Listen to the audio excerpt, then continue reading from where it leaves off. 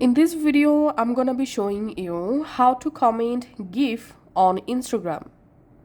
All you have to need, you have to update the Instagram app. So go to your App Store or Play Store and search for Instagram.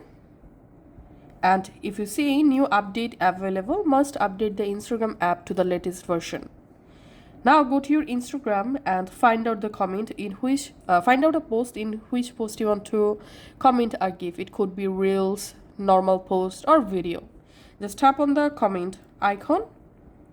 In here at the bottom right corner you see this sticker icon. Tap on that and here select GIF.